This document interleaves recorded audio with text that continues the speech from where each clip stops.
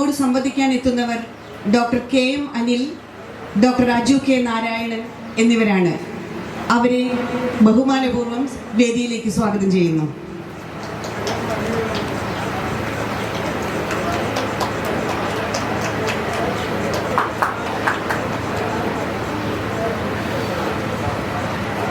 Doctor KM Anil നിലവിൽ മലയാളം സർവകലാശാലയിലെ എഴുത്തച്ഛൻ പഠന സ്കൂൾ ഹെഡായി പ്രവർത്തിക്കുന്നു. Folklore, cultural studies, literary history എന്നീ മേഖലകളിൽ ഗവേഷണങ്ങൾ നടത്തുകയും ലേഖനങ്ങൾ പ്രസിദ്ധീകരിക്കുകയും ചെയ്തു. 2019 കേരള സാഹിത്യ അക്കാദമിയുടെ സാഹിത്യ നിരൂപണത്തിനുള്ള award, Abu Dhabi Shakti award, Kuttippuzha Krishnapillai endowment award എന്നിവയും സാഹിത്യ നിരൂപണത്തിന് ലഭിച്ചിട്ടുണ്ട്. ആധുനികതയുടെ ഉറവകൾ, മലബാർ കലാപം, സാംസ്കാരിക മാനങ്ങൾ, നാട്ടറിവ് തുടങ്ങി നിരവധി പുസ്തകങ്ങളുടെ രചയിതാവാണ്. ഡോക്ടർ KM അനിലിനെ ഈ വേദിയിലേക്ക് സാദരം ക്ഷണിക്കുന്നു.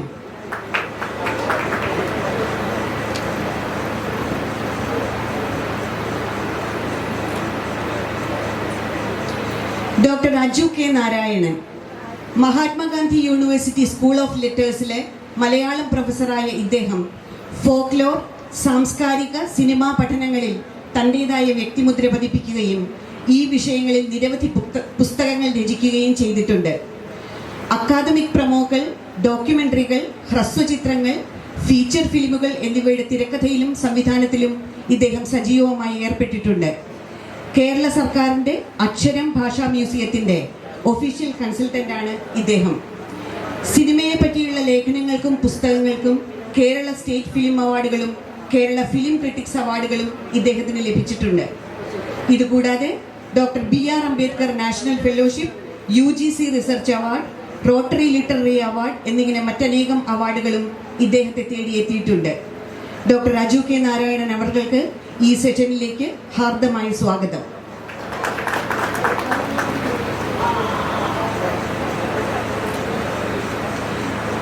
കേരളത്തിലെ മികച്ച പ്രഭാഷകരായ രണ്ടുപേരെയും വേദിയിലേക്ക് ഒരിക്കൽ കൂടി സ്വാഗതം ചെയ്യുന്നു.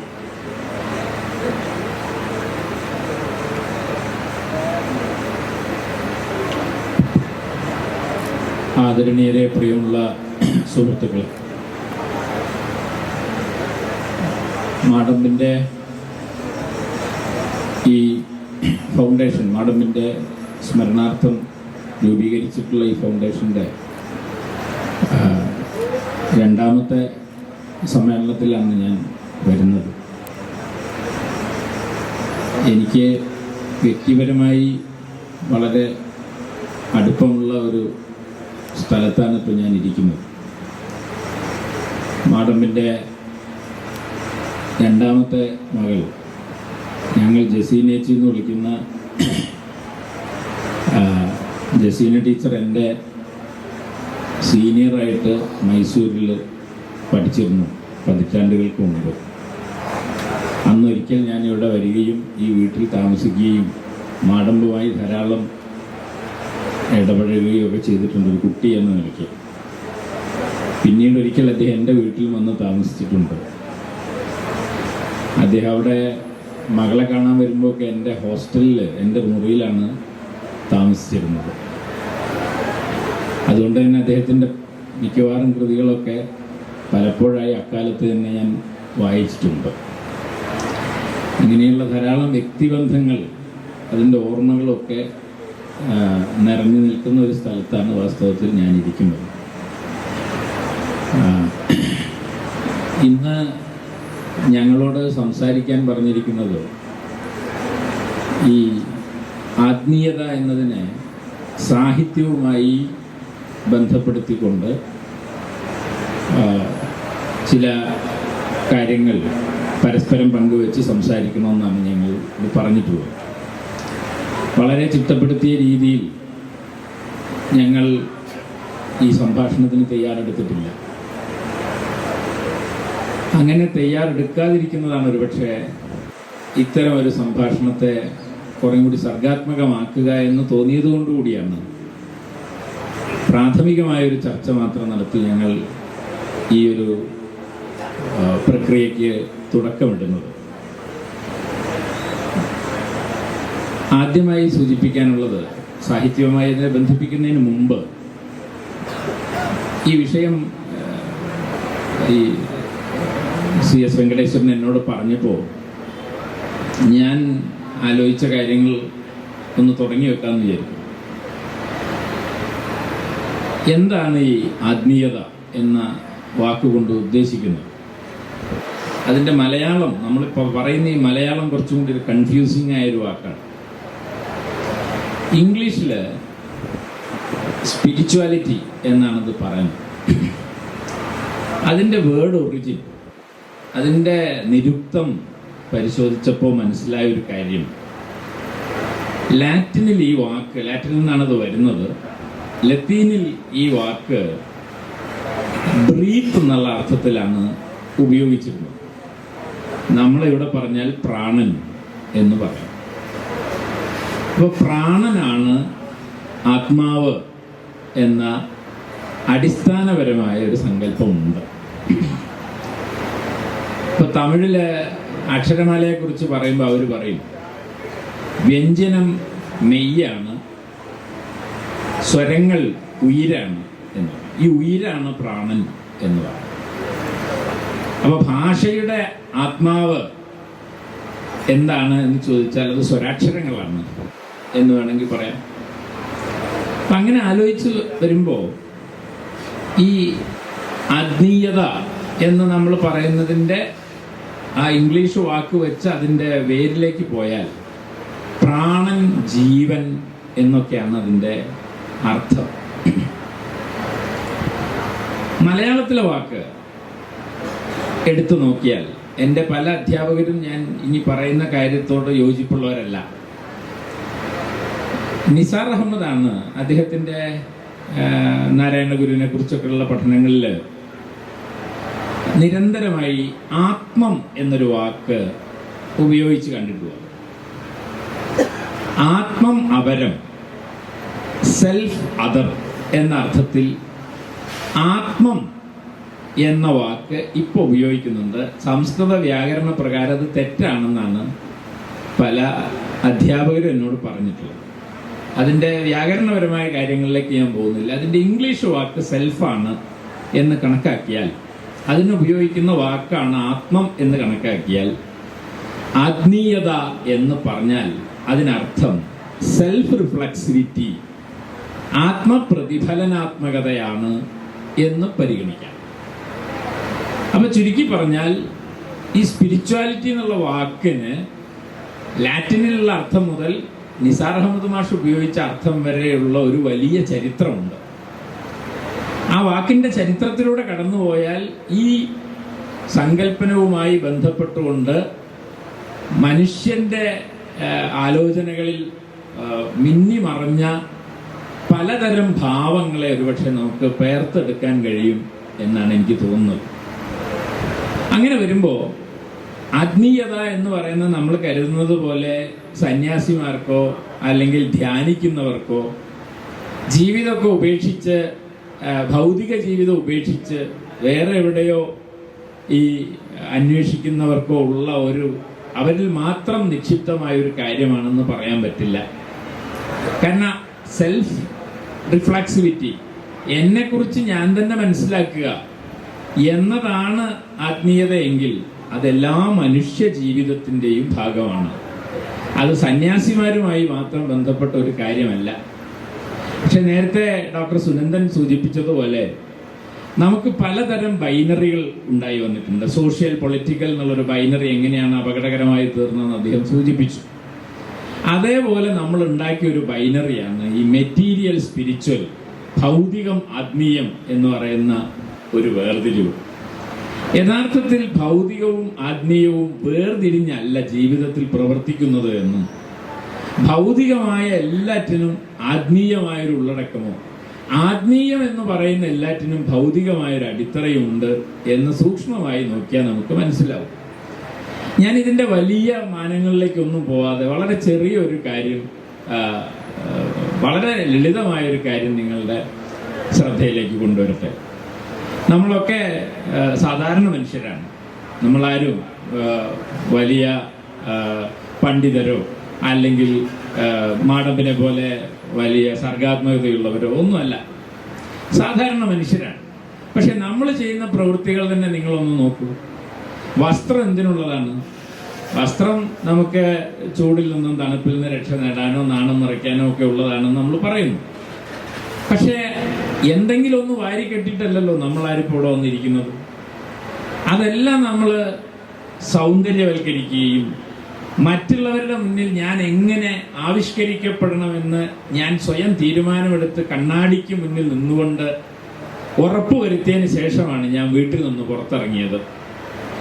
അതുകൊണ്ട് ഒരു വസ്ത്രം ധരിക്കുന്നതിനകത്ത് പോലും ഞാൻ എന്നെക്കുറിച്ച് ചിന്തിക്കുന്നുണ്ട്. ഞാൻ എങ്ങനെയാണ് മറ്റുള്ളവരുടെ മുന്നിൽ പ്രത്യക്ഷപ്പെടേണ്ടത് എന്നതിനെക്കുറിച്ച് ഞാനൊരു തീരുമാനം എടുക്കുന്നുണ്ട്. അതിനെയാണ് നമ്മൾ സാധാരണ സൗന്ദര്യബോധം എന്ന് വിളിക്കുന്നത്. നമ്മളൊരു ഭക്ഷണം ഉണ്ടാക്കുകയാണെങ്കിലും അത് വെറുതെ വയറ് നിറയ്ക്കാനുള്ളതല്ല. അതിൻ്റെ രുചി, അതിൻ്റെ മണം, അതിൻ്റെ നിറം, ഇതൊക്കെ വളരെ പ്രധാനമായി നമ്മൾ പരിഗണിക്കുന്നില്ലേ? അത് ഭക്ഷണം ഒരു ഭൗതിക വസ്തുവാണെങ്കിലും ഈ സൗന്ദര്യാത്മക ഘടകങ്ങൾ വാസ്തവത്തിൽ അതിൻ്റെ ആത്മീയത തന്നെയാണ്.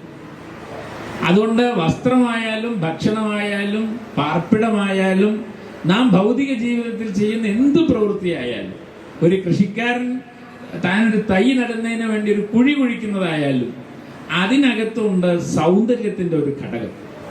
അതുകൊണ്ട് ആത്മീയത എന്നത് ജീവിതത്തിന് മേൽ വെച്ച ഒരു ക്രീമല്ല, അത് ജീവിത ബാഹ്യമായ ഒന്നല്ല, അത് ജീവിതത്തിനകത്ത് പ്രവർത്തിക്കുന്ന ഒരു ഊർജമാണ് എന്ന് ഞാൻ വിചാരിക്കുന്നു.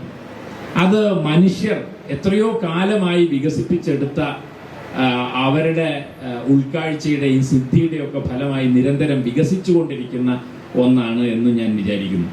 അതുകൊണ്ട് ആത്മീയത എന്നതിന് ദൈനംദിനവുമായി ബന്ധപ്പെടുത്താനുള്ള ഒരു വഴിയുണ്ട് എന്നാണ് പ്രാഥമികമായി എനിക്ക് തോന്നിയിട്ടുള്ളൊരു കാര്യം. ഇവിടെ പാനൽ ഡിസ്കസൻ്റായിട്ട് വന്നിട്ടുള്ള ഡോക്ടർ അജു നാരായണൻ, അദ്ദേഹം ഫോക്ലോർ, അതുപോലെ നമ്മുടെ ഈ നാടോടി പാരമ്പര്യം, ഇതിലൊക്കെ ധാരാളം അന്വേഷണങ്ങൾ നടത്തിയിട്ടുള്ള ഗവേഷകനും എഴുത്തുകാരനുമാണ്. അപ്പോൾ ഈ ദൈനംദിനത്തിൽ പ്രവർത്തിക്കുന്ന ആത്മീയത എന്ന ഒരു സംഗതിയെക്കുറിച്ച് ഒരുപക്ഷെ വളരെ വ്യക്തമായി കൂടുതൽ കാര്യങ്ങൾ അജുവിന് കൂട്ടിച്ചേർക്കാൻ കഴിയുമെന്നാണ് ഞാൻ വിചാരിക്കുന്നത്. അതിനുവേണ്ടി ഞാൻ അജുവിനെ ക്ഷണിക്കുന്നു. നമസ്കാരം. ഞാൻ ആദ്യമായിട്ടാണ് ഈ പ്രദേശത്ത് നിന്ന് വരുന്നത്. പിന്നെ മാഡമിനെ പരിചയം, മാഡമിനെ കണ്ടും വായിച്ചുമുള്ള പരിചയം ആണ്. ഇങ്ങനെയൊരു സദസ്സിലേക്ക് എന്നെ ക്ഷണിച്ചതിലുള്ള സന്തോഷം ഇതിൻ്റെ ഫൗണ്ടേഷൻ്റെ വക്താക്കളെ അറിയിക്കുന്നു. വിശിഷ്യ ഈ പ്രോഗ്രാം ക്യൂറേറ്റ് ചെയ്യുന്ന ആത്മസുഹൃത്തു കൂടിയായ CS വെങ്കടേശ്വരനെയും. അനിൽ മാഷ് തുടങ്ങിയത് ആത്മീയത എന്ന വാക്കിനെ ഒരു കീവേഡ് എന്ന നിലയിൽ പരിഗണിച്ചുകൊണ്ടുള്ള ചർച്ചയാണ്. സാധാരണ വാക്കല്ല താക്കോൽ വാക്ക് എന്നത്. അകപ്പാടെ കുഴപ്പം പിടിച്ച വാക്കിനെയാണ് നമ്മൾ താക്കോൽ വാക്ക് എന്ന് വിളിക്കുക. താക്കോൽ വാക്കുകൾ അഥവാ കീവേഡ്സ് എന്നൊരു പുസ്തകം ഇംഗ്ലീഷിലുണ്ട്. റെയ്മണ്ട് വില്യംസ് എന്ന് പറയുന്ന സംസ്കാര പഠിതാവ് എഴുതിയ കൾച്ചർ ആൻഡ് സൊസൈറ്റി എന്ന് പറയുന്ന പുസ്തകത്തിന്റെ ടിപ്പണി അല്ലെങ്കിൽ ഗ്ലോസറി എന്ന നിലയിൽ ഇറങ്ങിയ ഒരു ചെറിയ പുസ്തകമാണ് കീവേഡ്സ്. അതിൽ ഇംഗ്ലീഷിൽ പ്രചരിച്ചിട്ടുള്ള ഇത്തരം കോംപ്ലക്സിറ്റിയുള്ള വാക്കുകളുടെ എറ്റിമോളജിക്കലും സമകാലികവുമായ ചർച്ചയാണ് അതിൽ നടത്തുന്നത്. അതിൻ്റെ ഇൻട്രൊഡക്ഷനിൽ അദ്ദേഹം പറയുന്നൊരു കാര്യമുണ്ട്. ഈ കീവേഡ്സിന്റെ ആദ്യത്തെ എഡിഷൻ വന്നപ്പോൾ അതിൽ 50-ൽ പരം വാക്കുകളുടെ ചർച്ചയാണ് നടത്തുന്നത്. അങ്ങനെ ചർച്ച ചെയ്യുന്ന വാക്കുകളിലെ ഏറ്റവും കോംപ്ലക്സ് ആയ വാക്ക് കൾച്ചർ എന്നുള്ള വാക്കാണ് അദ്ദേഹം പറയുന്നത്. സംസ്കാരം എന്ന വാക്കാണ് ഏറ്റവും കുഴപ്പം പിടിച്ച വാക്ക്.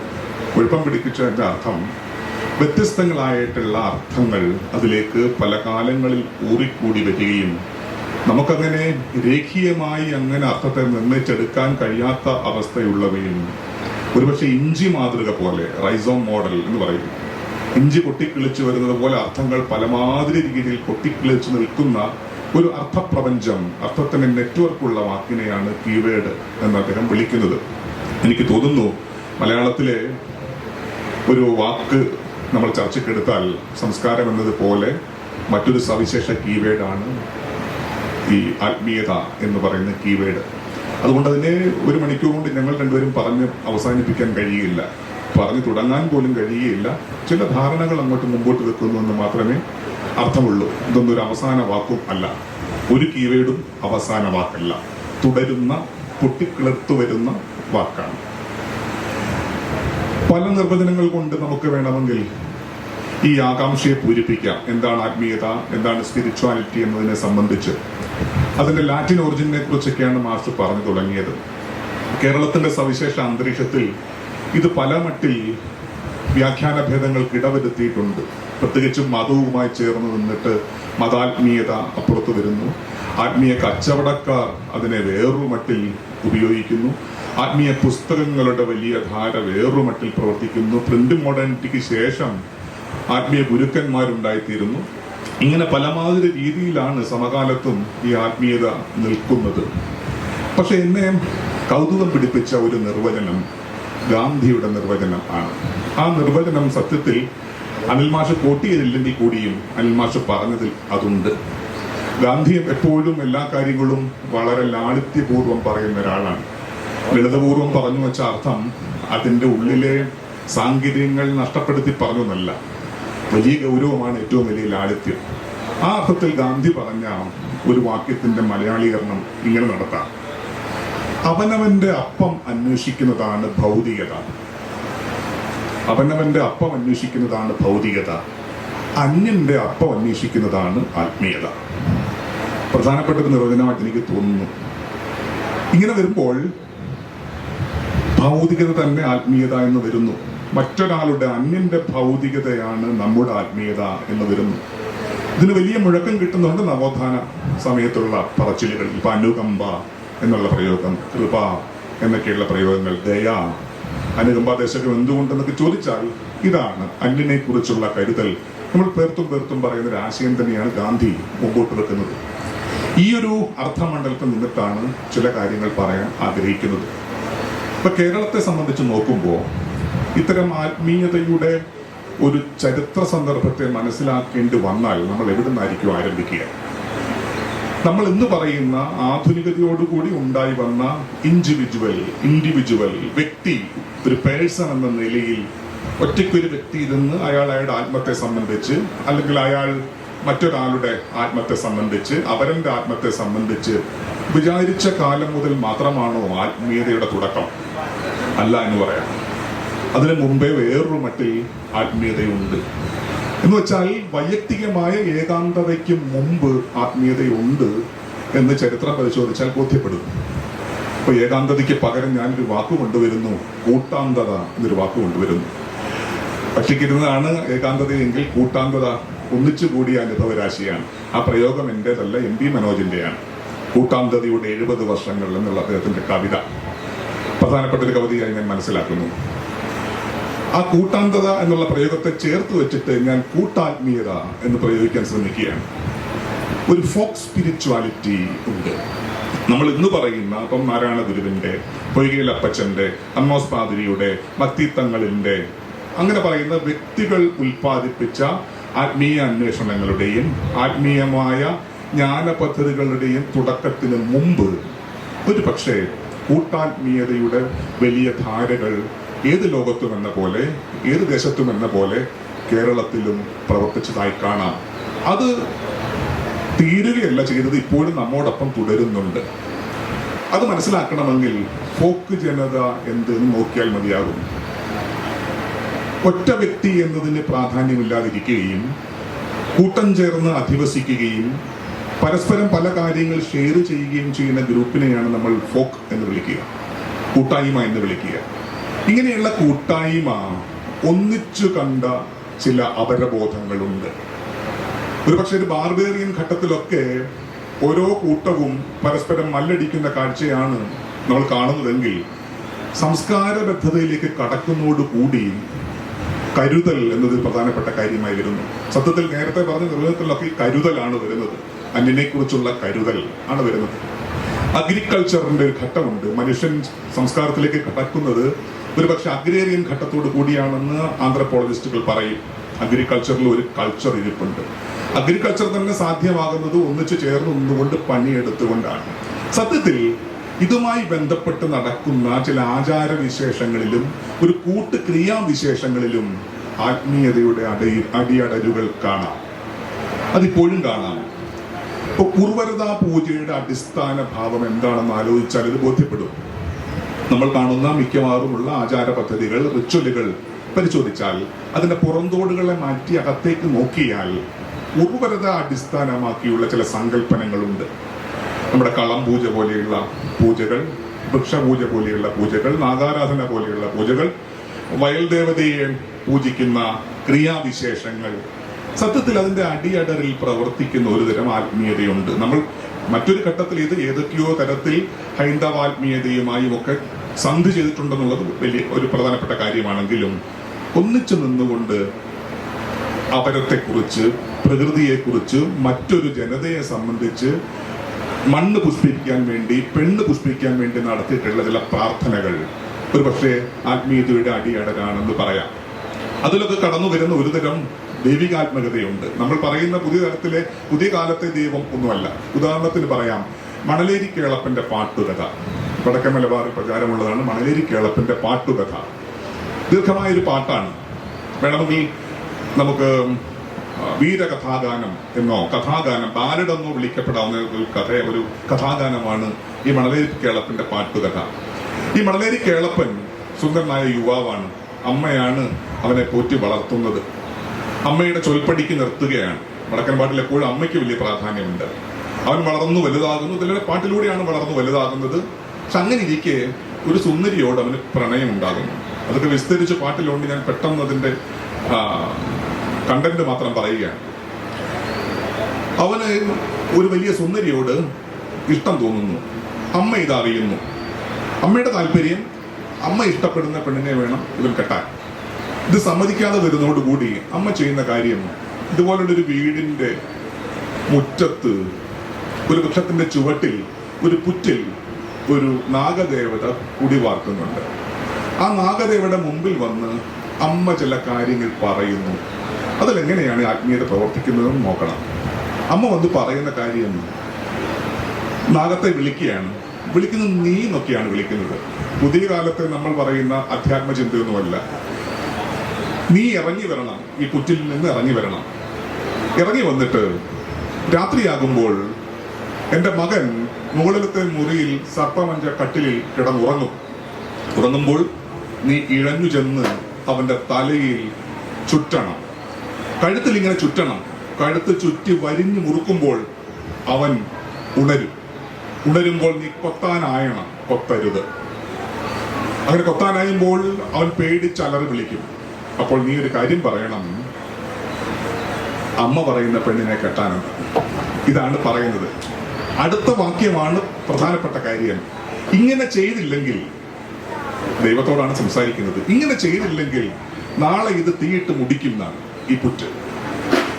ആത്മീയതയുടെ മറ്റൊരു തരം പ്രവർത്തനമാണ്. തീയിട്ട് മുടിക്കാനല്ല എന്നറിയാം. പക്ഷെ എങ്ങനെയാണ് ഒരു ദൈവികാത്മകത പ്രവർത്തിക്കുന്നത്? ഒരു ഡിവിനിറ്റിയുടെ ഒരു പ്രയോഗമാണ്. ഇത്തരത്തിലുള്ള ഒരുപാട് സന്ദർഭങ്ങളും കഥകളും ഒക്കെ കുട്ടനാട്ടിലുണ്ട്. കുട്ടനാട്ടിൽ കാണുന്ന കരുമാടിക്കുട്ടൻ എന്നുള്ള പ്രതിമയെ പരിചയം ഉണ്ടാവും. കരുമാടിക്കടുത്ത് ബുദ്ധപ്രതിമയാണ്. പള്ളിക്കൽ പുത്രച്ചൻ എന്ന് പറയുന്ന മറ്റൊരു പ്രതിമയുണ്ട്, ഭരണിക്കാവ് പള്ളിക്കൽ. അവിടൊക്കെ നാട്ടുകാർ നടത്തുന്ന ചില ആചാരങ്ങളുണ്ട്. വളരെ രസകരമാണ് ആചാരങ്ങൾ. അതിൽ പ്രവർത്തിക്കുന്ന ഒരു ആത്മീയതയുണ്ട്. കരുമാടിക്കുട്ടന് കറ്റ നേരുന്നു.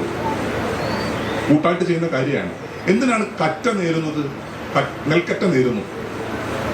കണ്ടത്തിൽ, വയലിൽ എലി നെല്ല് വെട്ടാതിരിക്കാനാണ് ഈ കറ്റ നേരുന്നത്. ഫോക്ക് പ്രാക്ടീസ് നോക്കൂ. കരുതൽ വയലിനോടാണ്. കരുമാടിക്കുട്ടന് കറ്റ നേരുക വേറൊരു തരം ദൈവസങ്കല്പമാണ്. നമ്മൾ കാണുന്ന, പിന്നീട് ഒരു ഘട്ടത്തിൽ കാണുന്ന ദൈവസങ്കല്പമേ അല്ല. അതുപോലെ കരുമാടിക്കുട്ടന് വെറ്റില മുറുക്കാൻ കൊടുക്കുന്നു. വെറ്റില എടുക്കുന്നു, അതിൽ ചുണ്ണാമ്പ് 100 തേക്കുന്നു, അടക്ക എടുത്ത് ഇടിച്ച് പൊഴിച്ച് പുകയിലയുമായി കൊണ്ട് കൊടുക്കുന്നു. കളഞ്ഞുപോയ വസ്തുക്കൾ കിട്ടും എന്നാണ് വിശ്വാസം. കളഞ്ഞുപോയ വസ്തു കിട്ടുമോ കിട്ടാതിരിക്കുമോ എന്നുള്ള ചോദ്യമല്ല, എന്തുകൊണ്ട് ഇങ്ങനെ ചെയ്യുന്നു എന്നുള്ള ചോദ്യമാണ്. കരുമാടിക്കുട്ടന് കള്ളു നേരും, ഉണക്കമീൻ പ്രിപ്പയർ ചെയ്ത് കൊടുക്കും. ഞാൻ സൂചിപ്പിക്കുന്നത്, ഇങ്ങനെയുള്ള കൂട്ട് ജനതയുടെ, ഒരു കൂട്ടായ ജനതയുടെ ക്രിയാവിശേഷങ്ങളിൽ പ്രവർത്തിക്കുന്ന ഒരുതരം കൂട്ടാത്മീയതകൾ ഉണ്ട്. പഴഞ്ചൊല്ലിൽ ഇത്തരം അനുഭവരാശികൾ നമുക്ക് കാണാം. അനിൽ കടങ്കഥയെ കുറിച്ച് പഠിച്ചിട്ടുള്ള ആളാണ്. കടങ്കഥയിൽ തെളിഞ്ഞു വരുന്ന ഒരുതരം ആത്മീയതയുണ്ട്. ഒരുപക്ഷെ ഫോക്ലോറിനകത്ത് ഇങ്ങനെ വളരെ ധന്യമായി കിടക്കുന്ന, ഉർവരതാനുഷ്ഠാനങ്ങളിൽ ധന്യമായി കിടക്കുന്ന ആത്മീയതയുടെ അംശങ്ങൾ നമുക്ക് അന്വേഷിച്ച് പോകാൻ കഴിഞ്ഞേക്കാം. ഒരു പക്ഷേ ഞാനിങ്ങനെ ഈ ചർച്ചയുമായി ബന്ധപ്പെട്ടിട്ടാണ് ആത്മീയതയുടെ ചരിത്രം പറയുന്ന പുസ്തകങ്ങൾ കേരളത്തെ സംബന്ധിച്ചുണ്ടോ എന്ന് നോക്കിയത്. അങ്ങനെ ഒരു പുസ്തകം ഇല്ല. സത്യത്തിൽ ഗവേഷണം ചെയ്യുന്ന കുറെ ആൾക്കാർ ഇവിടെ കാണുന്നുണ്ട്. ഗവേഷണം ചെയ്യാൻ പറ്റിയ ഒരു ഗംഭീര വിഷയമാണ് കേരളത്തിന്റെ ആത്മീയ ചരിത്രം, ആത്മീയതയുടെ ചരിത്രം എന്നത്. അങ്ങനെ ഒരു വർക്ക് ഓഫ് ആർട്ട് ഇല്ല. അങ്ങനെ നമ്മൾ ആലോചിച്ച് തുടങ്ങിയാൽ നമ്മൾ ആരംഭിക്കുന്ന ഒരു പക്ഷേ ഈ ഫോക്ലോറിനകത്ത് കിടക്കുന്ന ധന്യമായ ആത്മീയപരമായിട്ടുള്ള ജ്ഞാനാന്വേഷണങ്ങൾ ആവാം. ഒരു പക്ഷേ ഇതിനെ തുടർന്നായിരിക്കും വരമൊഴിയിലെ എഴുത്തിലേക്ക് നമ്മൾ കടക്കുക. വരമൊഴി, കേരളത്തിന്റെ വരമൊഴി പാരമ്പര്യത്തിനകത്ത് എങ്ങനെയാണ് ആത്മീയതയുടെ അടയാള രാശികൾ, ജ്ഞാനിമങ്ങൾ കടന്നു വരുന്നത് നോക്കാം. ഇപ്പൊ നമുക്കറിയാം, ഒരു ഭക്തി പ്രസ്ഥാനത്തിന്റെ ഒരു വലിയ രാശി, ഒരു കാലരാശി പ്രവർത്തിക്കുന്നത് അറിയാം. സൂർദാസിന്റെയും മീരാഭായിയുടെയും കബീർദാസിന്റെയും ഒക്കെ എഴുത്തു പദ്ധതികളും പാട്ടുപാരമ്പര്യങ്ങളും ആത്മീയ ജ്ഞാന പദ്ധതികളും ഭാരതത്തിൽ ഉടനീളം നടക്കുന്നു. തമിഴകത്താണെങ്കിൽ, പ്രാചീന തമിഴകത്താണെങ്കിൽ ആഴ്വാന്മാരുടെയും നയനാർമാരുടെയും ഒക്കെ വൈഷ്ണവ ശൈവ കൾട്ട് നടക്കുന്നു. ഇതിന് സമാന്തരമായി കേരളത്തിലും അതിൻ്റെ ചില എഴുത്തു പദ്ധതികൾ ഉണ്ടായിത്തീരുന്നു. തർജ്ജമകളിലൂടെ ആ എഴുത്തു പദ്ധതികൾ ഉണ്ടായിത്തീരുന്നു. ഇപ്പോൾ രാമചരിതം പോലെയുള്ള കൃതികളിൽ, കണ്ണശരാമായണം പോലെയുള്ള കൃതികളിൽ, തുടർന്ന് വരുന്ന തിരുനെൽമാല പോലെയുള്ള കൃതികളിൽ ഒരുതരം ആത്മീയതയുടെ അലയൊലികൾ നമ്മൾ കാണുന്നു പല മട്ടിൽ. അതിന്റെ ഒടുവിലാണ് ഒരു പക്ഷേ പൂന്താനവും എഴുത്തച്ഛനും ഒക്കെ കടന്നു വരുന്നത്. ആ വരമൊഴിക്കകത്ത് നിൽക്കുന്ന, പ്രത്യേകിച്ച് കാവ്യ പാരമ്പര്യത്തിനകത്ത് നിൽക്കുന്ന ഈ ആത്മീയ ധാരയെ സംബന്ധിച്ച് ഒരു പക്ഷേ അനിൽ മാഷ് തുടർന്ന് പറയുമായിരിക്കും. ഏതായാലും ഈ ചർച്ചയുടെ ഗതി നിർണയിക്കുന്നതിലും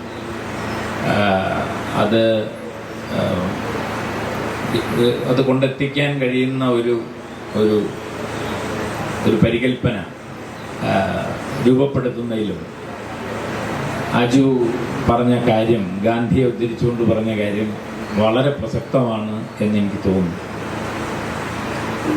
മറ്റുള്ളവരെ കുറിച്ച് ചിന്തിക്കാനുള്ള, അവർക്ക് വേണ്ടി ജീവിക്കാനുള്ള മനോഭാവത്തിൻ്റെ പേരാണ് ആത്മീയത എന്ന് വലിയ ആത്മീയ ജീവിതം നയിച്ച, ആശ്രമ ജീവിതം നയിച്ച, ഞാൻ സനാതന ഹിന്ദുവാണ് എന്ന് പ്രഖ്യാപിച്ച ഗാന്ധി പറഞ്ഞിട്ടുണ്ട്. അത് തന്നെയാണ് ഒരുപക്ഷെ നമുക്ക് എന്താണ് ആത്മീയത, എന്തല്ല ആത്മീയത എന്ന് വേർതിരിക്കാനുള്ള ഒരു ലിറ്റ്മസ് എന്നെനിക്ക് തോന്നുന്നു. തീർച്ചയായും അജു നേരത്തെ സൂചിപ്പിച്ച ഈ ഫോക്ക് ട്രഡീഷൻസിനകത്ത് അവരുടെ എല്ലാ പ്രാർത്ഥനകളും നാട് പൊലിക, നഗരം പൊലിക, അല്ലാതെ ഞാൻ പൊലിക, എൻ്റെ കൂടെയുള്ളവർ പൊലിക എന്നല്ല. നാട് പൊലിക, നഗരം പൊലിക എന്നതാണ്.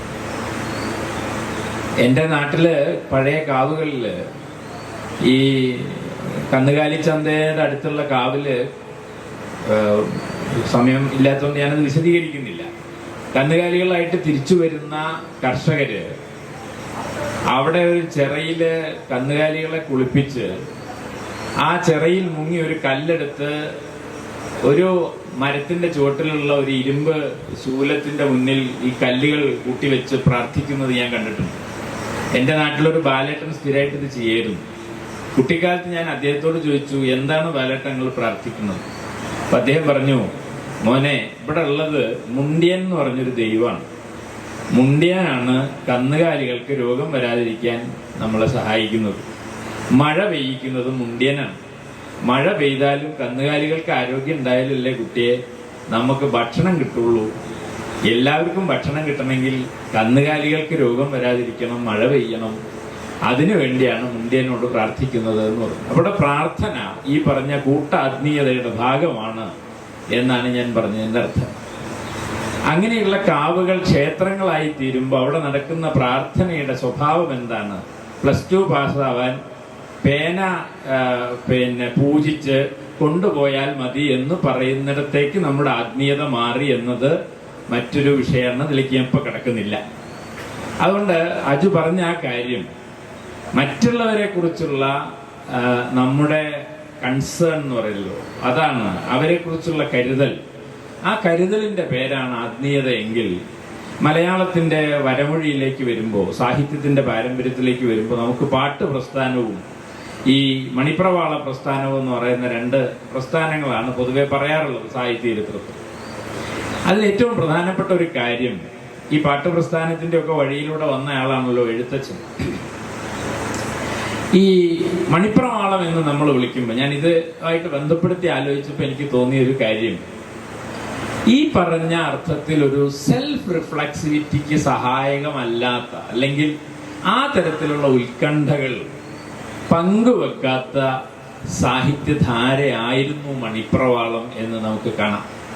മണിപ്രവാളം എഴുതുന്ന കവികൾ എപ്പോഴും അവർക്ക് പുറത്തുള്ളൊരു ലോകത്തെ വിവരിക്കുകയോ വർണ്ണിക്കുകയോ ആണ് ചെയ്തത്.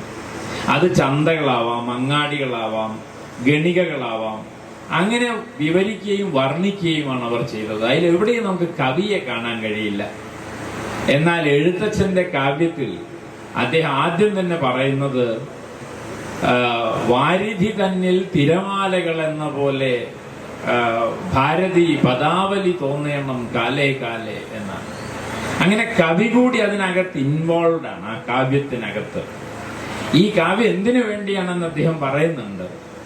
നമ്മെ എല്ലാ പാപങ്ങളിൽ നിന്നും വിമുക്തമാക്കി, എല്ലാ അഹങ്കാരങ്ങളും കൈയൊഴിഞ്ഞ് ഈ പറഞ്ഞ ഈശ്വരഭക്തി ആളുകളിൽ ഉണ്ടാക്കുക, അതുവഴി അഹങ്കാരത്തെ, അഹന്തയെ, നിസാർ അഹമ്മദ് പറയുന്നത് ഉറച്ചുപോയ അഹമാണ് അഹന്ത എന്ന് അദ്ദേഹം പറയും. മായയാൽ ആവരണം ചെയ്യപ്പെട്ട ആത്മമാണ് അഹം എന്നും, ആ അഹം തന്നിലേക്ക് മാത്രം ചുരുങ്ങി നിൽക്കുമ്പോണ്ടാവുന്ന അവസ്ഥയാണ് അഹന്ത എന്നും അദ്ദേഹം പറയുന്നുണ്ട്.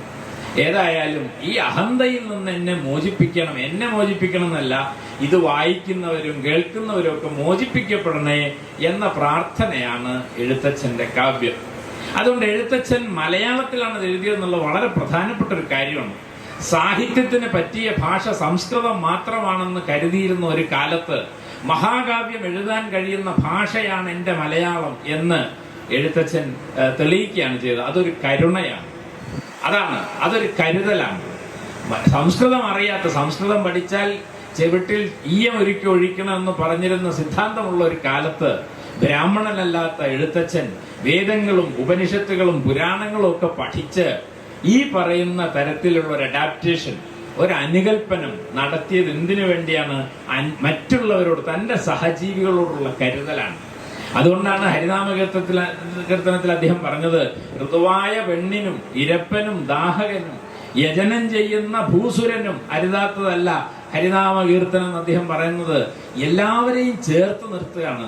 മറ്റുള്ളവർക്ക് വേണ്ടിയാണ് ഒരു കവി, ഒരു എഴുത്തുകാരനോ എഴുത്തുകാരിയോ നിലകൊള്ളുന്നത് എന്ന് ഒരുപക്ഷെ നമ്മെ ആദ്യം പഠിപ്പിച്ചവരുടെ കൂട്ടത്തിൽ ഒരാളായതുകൊണ്ടായിരിക്കാം നാം എഴുത്തച്ഛനെ ഇത്രമാത്രം നെഞ്ചേറ്റുന്നത് എന്ന് ഞാൻ വിചാരിക്കുന്നു.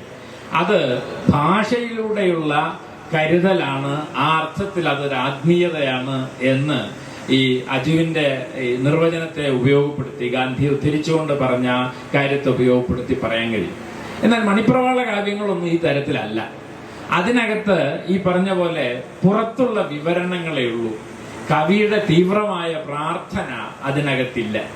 അതുകൊണ്ട് പ്രാർത്ഥന എന്നത് മറ്റുള്ളവർക്ക് കൂടി വേണ്ടിയുള്ളതാണ്. എൻ്റെ നാട്ടിലെ ബാലേട്ടൻ ചെയ്യുന്ന, അജു നേരത്തെ കുട്ടനാട്ടിലെ സാധാരണ മനുഷ്യരുടെ അമ്മമാരുടെ കഥയൊക്കെ പറഞ്ഞു, അവരുടെയൊക്കെ ഉള്ളിലുള്ള ആത്മീയതയുടെ ധാരയെ വീണ്ടെടുത്ത കാവ്യ പ്രസ്ഥാനത്തെയാണ് ഒരുപക്ഷെ പാട്ടുപ്രസ്ഥാനം എന്ന് പറയേണ്ടതെന്ന് ഇതുമായി ചേർത്ത് വെച്ചുകൊണ്ട് എനിക്ക് തോന്നുന്നു. ഇതിന്റെ ഒരു തുടർച്ചയിലാണ് ഒരുപക്ഷെ നമ്മൾ മലയാള സാഹിത്യത്തിനകത്ത് പിന്നീടും ആധുനികതയുടെ കാലത്തും എല്ലാം സാഹിത്യം തന്നെ ഉണ്ടായി വരുന്നത് എന്നെനിക്ക് തോന്നുന്നു. സാഹിത്യം എന്ന സങ്കല്പത്തിൽ തന്നെ ഈ കരുതലുണ്ട്, ഈ പറഞ്ഞ ആത്മീയതയുടേതും മറ്റുമായൊരു മൂല്യമുണ്ട്. ഇത് പറയുമ്പോൾ അജു നേരത്തെ സൂചിപ്പിച്ച ഈ ഭക്തി പ്രസ്ഥാനം എന്ന് പറയുന്നത് വളരെ പ്രധാനമാണെന്ന് എനിക്ക് തോന്നുന്നു. കാരണം തീർച്ചയായിട്ടും അതൊരു പ്രസ്ഥാനം എന്നൊക്കെ പറയുമ്പോൾ നമ്മളത് ഇപ്പൊ ഉണ്ടാക്കുന്ന ഒരു ഇമാജിനേഷനാണ്. ബസവണ്ണ ജീവിച്ചിരുന്ന കാലത്തല്ല എഴുത്തച്ഛൻ ജീവിച്ചിരുന്നത്. ബസവണ്ണനും എഴുത്തച്ഛനും തമ്മിൽ പ്രത്യേകിച്ചൊരു സ്വാധീനം പരസ്പരം ഇല്ല. അതുപോലെ നമ്മുടെ സിദ്ധന്മാരുണ്ടായിട്ടുണ്ട് തമിഴ്നാട്ടില്, അതുപോലെ തുക്കാറാം ഉണ്ടായിട്ടുണ്ട്, കബീർ ഉണ്ടായിട്ടുണ്ട്.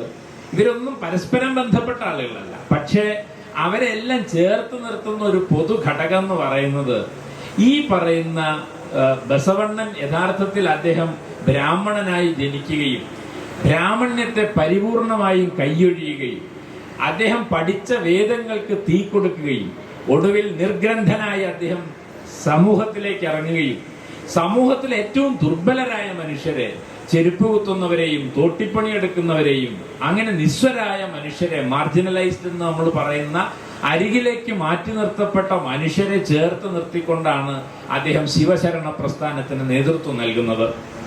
അതെന്താണത്? അതൊരു ആത്മീയതയാണ്. അദ്ദേഹം പറയുന്ന ശിവൻ, അദ്ദേഹത്തിന്റെ ശിവാരാധന എന്ന് പറയുന്നത് യഥാർത്ഥത്തിൽ ഈ പറയുന്ന മാർജിനലൈസ് ചെയ്യപ്പെട്ട, ഈ അഴുകിലേക്ക് മാറ്റി നിർത്തപ്പെട്ട മനുഷ്യരെ ചേർത്ത് നിർത്തുന്ന ആത്മീയതയാണ് വാസ്തവത്തിൽ അദ്ദേഹം ഈ പറയുന്ന തന്റെ പിന്നീട് ലിംഗായത്ത് എന്നൊക്കെ പറയുന്ന വിഭാഗമായി തീർന്ന അവരുടെ ആത്മീയതയുടെ അടിത്തറ തന്നെ ഈ കരുതലാണ്, മറ്റുള്ളവരോടുള്ള കരുതലാണ് എന്നത് പ്രധാനമാണ്. ഇത് തന്നെയാണ് കബീർ ചെയ്തത്. അദ്ദേഹം ഒരു നെയ്ത്ത് തൊഴിലാളിയായിരുന്നു. ഗാന്ധിക്ക് ചർക്ക കിട്ടുന്നത് കബീറിൽ നിന്നാണ് എന്ന് നമുക്കറിയാം. കബീറിനെ കുറിച്ച് പറയുമ്പോൾ കബീർ നമ്മൾ പറയുന്ന പോലെ, പല കഥയിലും പറയുന്ന പോലെ, അദ്ദേഹം ഒരു മതത്തിൽ ജനിച്ചു, മറ്റൊരു മതത്തിലുള്ള വീട്ടുകാരാണ് അദ്ദേഹത്തെ എടുത്തു വളർത്തിയത് എന്നും അവിടുത്തെ ഒരു നാടോടി കഥയിൽ പറയുന്നത് ഈ കബീർ മരിച്ചു കഴിഞ്ഞപ്പോൾ അദ്ദേഹത്തിന്റെ ഭൗതിക ശരീരം എങ്ങനെയാണ് സംസ്കരിക്കേണ്ടത് എന്നതിനെ കുറിച്ച് തർക്കമുണ്ടായി എന്നും. അപ്പൊ അദ്ദേഹം ഹിന്ദുവായിട്ടും മുസൽമാനായിട്ടും ജീവിച്ചിരുന്നു, നമ്മളെ കമലാസുരയ്യയെ പോലെ. അങ്ങനെ വന്നപ്പോൾ ഇതൊരു തർക്ക വിഷയമായപ്പോ അദ്ദേഹത്തിന്റെ ഭൗതിക ശരീരം വെച്ച പെട്ടി തുറന്നു നോക്കിയെന്നും ആ പെട്ടിയിലുടനീളം പൂക്കളായിരുന്നുവെന്നും ശരീരം ഉണ്ടായിരുന്നില്ല. ആ പൂക്കളിൽ പാതി ഹിന്ദുക്കളും പാതി മുസൽമാന്മാരും കൊണ്ടുപോയി. അങ്ങനെ വാരാണസിയിൽ ഇപ്പോഴും സന്ധ്യയ്ക്ക് വിളക്കുകൊളുത്തുന്ന ഹിന്ദു വീടുകളിലായാലും മഗ്രിബ് ബാങ്ക് കഴിഞ്ഞാൽ മുസ്ലിം വീടുകളിലും കബീറിന്റെ ദോഹകൾ ആലപിക്കുക എന്നത് വലിയൊരു സംസ്കാരമാണ് എന്ന് കേട്ടിട്ടുണ്ട്. അതേപോലെ നമ്മൾ ഇന്ത്യ പാകിസ്ഥാൻ എന്നൊക്കെ പറയും. പക്ഷേ കബീറിനെ കുറിച്ചുള്ള ഒരു ഡോക്യുമെന്ററി ഞാൻ ഒരിക്കൽ കാണാനിടയായി. അതിൽ കറാച്ചിയിലേക്കൊക്കെ പോയിട്ട് ഇന്ത്യയിൽ നിന്നാണ് വരുന്നത്, കബീറിന്റെ ദോഹകൾ അന്വേഷിച്ച് വന്നതാണെന്ന് അറിയുമ്പോൾ അവിടുത്തെ മനുഷ്യർക്ക് ഈ വന്ന ആളുകളോട്, അതിഥികളോടുള്ള സ്നേഹവും ബഹുമാനവും കാണേണ്ടതാണ്. കാരണം അവർ നെഞ്ചേറ്റുന്ന ഒന്നാണ് കബീർ എന്ന് പറയുന്നത്. നിങ്ങൾ അതിർത്തി നിശ്ചയിച്ച് ഇന്ത്യ എന്നും പാകിസ്ഥാൻ എന്നൊക്കെ വെട്ടിമുറിച്ചിട്ടുണ്ടെങ്കിലും ഇതിന്റെ അടിയിലൂടെയുള്ള ഒരു ധാരയുണ്ട്. കറാച്ചിയെയും ഡൽഹിയെയും പഞ്ചാബിനെയും കേരളത്തെയും ഒക്കെ പരസ്പരം ബന്ധിപ്പിക്കുന്ന ഒരു ധാര. അത് നേരത്തെ പറഞ്ഞ ആത്മീയതയുടെ ഒരു ധാരയാണ്. അവിടെ പഞ്ചാബിയും പാകിസ്ഥാനിയും ഇന്ത്യക്കാരനും ബംഗ്ലാദേശിക്കും വേറെ വേറെയല്ല, അവരെല്ലാം ഒന്നാണ്. അവരെ ചേർത്ത് നിർത്തുന്നതാണ് നേരത്തെ പറഞ്ഞ പോലെ കരുതലാണ്. അതിൽ നിന്നാണ് സംഗീതം ഉണ്ടാവുന്നത്, അതിൽ നിന്നാണ് ചിത്രകല ഉണ്ടാവുന്നത്, അതിൽ നിന്നാണ് പിന്നീട് നമ്മൾ ആർട്ട് ഉണ്ടാവുന്നത്. അതുകൊണ്ട് മൗലികമായി കല എന്നും സാഹിത്യം എന്നും ഒക്കെ പറയുന്നത് തന്നെ അപരത്തോടുള്ള ഈ കരുതലാണ് എന്ന് വരുന്നു. അതിന്റെ തുടക്കക്കാരിൽ ഒരാളാണ് എഴുത്തച്ഛൻ എന്നാണ് ഞാൻ പറഞ്ഞത്. അദ്ദേഹത്തിന് ആ ഊർജം ലഭിക്കുന്നത് ഒരുപക്ഷെ അന്ന് ഇന്ത്യയിൽ ഉടനീളം ഈ വീശിയടിച്ച ഭക്തി പ്രസ്ഥാനത്തിന്റെ കാറ്റും അല്ലെങ്കിൽ അതിന്റെ ഒരു സാഹചര്യവും സന്ദർഭവും ആയിരിക്കാം. തീർച്ചയായും ഈ ഭക്തി എന്നത് നമ്മള് സച്ചിദാനന്ദ മാഷൊക്കെ പറയുന്നത് അതൊരു പ്രതിരോധ പാരമ്പര്യമായിരുന്നു. ജാതിക്കെതിരെ ഏറ്റവും ആദ്യം കലഹിച്ച ഒരു വിഭാഗം എന്ന് പറയുന്നത് ഈ ഭക്തി മൂവ്മെന്റ് ആണെന്ന് നമുക്കറിയാം. എന്തിനാണ് നിങ്ങൾ ജാതിക്കെതിരെ കലഹിക്കുന്നത്? അത് ഈ ജാതി പീഡനം അനുഭവിക്കുന്ന മനുഷ്യരോടുള്ള കരുതലാണ്. അതിനാണ് ആത്മീയത എന്ന് വിളിക്കുന്നത്. ഇങ്ങനെയൊക്കെ നമ്മൾ ആത്മീയതയെ കണ്ടാൽ, എന്റെ ചോദ്യം അതിലേക്ക് ഞാൻ കടക്കുന്നില്ല, ഇന്ന് നാം ആത്മീയത എന്ന് വിളിക്കുന്നത് ആത്മീയതയാണോ എന്ന വളരെ മൗലികമായൊരു ചോദ്യം നമ്മുടെ ഉള്ളിൽ ഉയർന്നു വരുന്നതാണ് എനിക്ക് തോന്നുന്നത്. ഇനി ആധുനിക സാഹിത്യത്തിലേക്കും ആധുനിക കലാപ്രസ്ഥാനങ്ങളിലേക്കും ഒക്കെ വന്നാലും ഈ പറഞ്ഞ നിർവചനം, അജു മുന്നോട്ട് വെച്ച, ഗാന്ധിയെ ഉദ്ധരിച്ചുകൊണ്ട് മുന്നോട്ട് വെച്ച നിർവചനം പ്രസക്തമാണെന്നാണ് ഞാൻ വിചാരിക്കുന്നത്. അത് നമ്മുടെ നവോത്ഥാന കഥകളുടെ തകഴിയും ദേവും പിന്നെ ഒക്കെ എഴുതിയിരുന്ന കാലത്തെ സാഹിത്യമായാലും ശരി, അതിനുശേഷം വന്ന ആധുനികരുടെ നമ്മുടെ വിജയനെ പോലെയും മുകുന്ദനെ പോലെയും മാടമ്പനെ പോലെയുള്ള എഴുത്തുകാരെഴുതിയ സാഹിത്യമായാലും ശരി, എന്തിനാണ് മാടമ്പ് ഭ്രഷ്ടൻ എന്ന് പറയുന്ന ഒരു നോവൽ എഴുതുന്നത്? അത് മറ്റൊന്നിനുമല്ല, ഈ പറഞ്ഞ പോലെ ജാതീയമായ വ്യവസ്ഥയ്ക്കകത്ത് പീഡനം അനുഭവിച്ചിരുന്ന സ്ത്രീകളുടെ ജീവിതത്തോടുള്ള ഒരു കരുതലാണത്.